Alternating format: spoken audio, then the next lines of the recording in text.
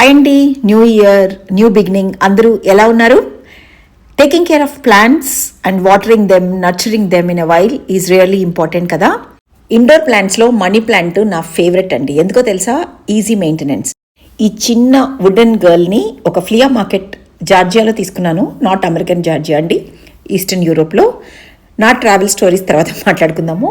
I just told because I'm keeping it back. మొక్కలకి already watering అయిపోయింది. Now I'm just keeping them back in there original place, అంతే. ఇది బాగా పొడుగ్గా పెరిగిపోయింది, అక్కడక్కడ కొన్ని ఆకులు కూడా పోయి ఉన్నాయి.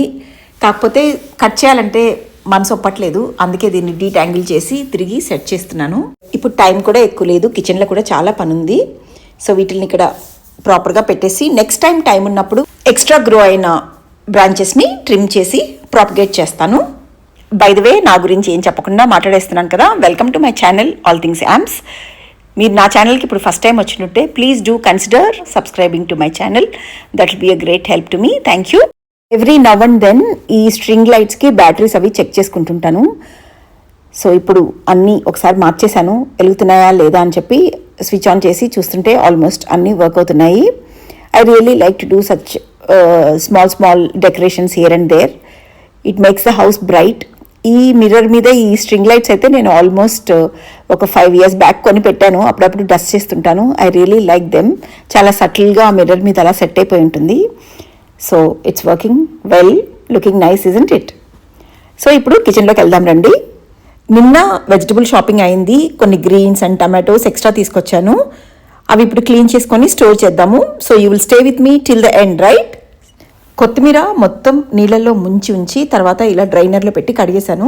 శాండ్ ఎంత ఉందో చూసారు కదా, మాకు ఇక్కడ శాండ్ చాలా ఎక్కువ ఉంటుంది. ఇప్పుడే కడిగాను కాబట్టి ఆకులో చాలా తడుంది. సో ఈ తడంతా ఆరిపోయే వరకు ఈ డ్రైనింగ్ మ్యాట్ మీద పెట్టి ఉంచేస్తాను. ఇది ఆరిన తర్వాత నా దగ్గర ఇలాంటి స్టోరేజ్ బాక్సెస్ ఉన్నాయి. ఇట్లా కింద ఒక టిష్యూ పెట్టి పైన కొరియాండర్ లీవ్స్ కానీ మింట్ లీవ్స్ కానీ ఏవైనా స్టోర్ చేస్తాను. ఈ బాక్స్ అనే కాదండి, మీ దగ్గర స్టెయిన్లెస్ స్టీల్ బాక్స్ ఉన్నా, గ్లాస్ బాక్స్ ఉన్నా, ఏదైనా పర్వాలేదు.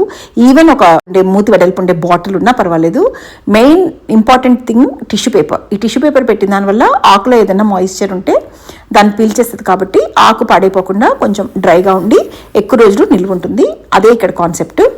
కొత్తిమీర కాడలు కానీ మరీ ముదురుగా అనిపిస్తే ఆ ముదురుగా ఉండే భాగం చాప్ చేసేసి వాటిని పడేయకండి. వాటిని సెపరేట్గా ఇలా స్టోర్ చేసుకుంటే వీటిని పచ్చడిలో వేసుకోవచ్చు. ఈ ఆకుల మీద కూడా ఇంకో టిష్యూ పేపర్ పెట్టి ఇలా మూత పెట్టేసి స్టోర్ చేస్తే దట్ విల్ బి బెటర్. ఉల్లికాడలు కూడా అంతే అండి. రూట్స్ చాప్ చేసేసి బాగా కడిగి పూర్తిగా ఆరిపోయాక డ్రై ఎండ్స్ ఏమన్నా ఉంటే వాటిని కొంచెం తుంచేసి సేమ్ స్టైల్లో టిష్యూ పేపర్ పెట్టి స్టోర్ చేస్తాను.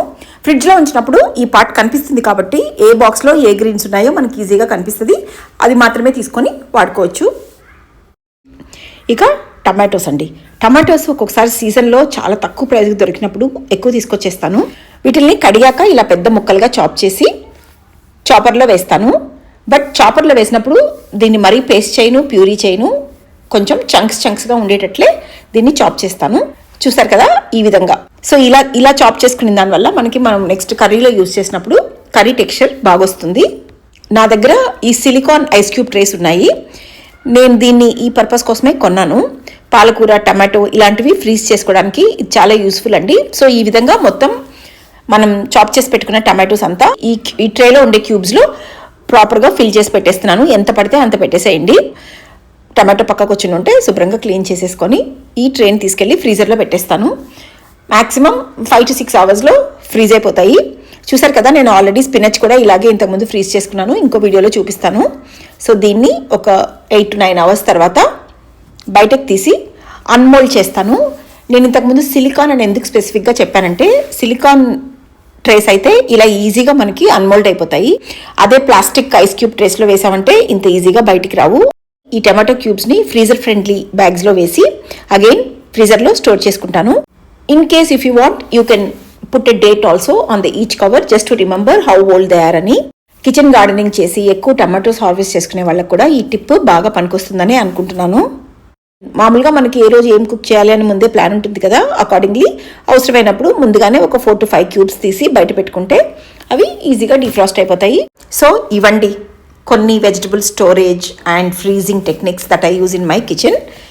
మీకు నచ్చుంటే మర్చిపోరు కదా, ఎప్పుడులాగే ఒక కమెంట్ చేసి లైక్ చేయండి. కొత్త వాళ్ళైతే సబ్స్క్రైబ్ కూడా చేయండి. Thank you so much. See you soon with another video. Till then, bye.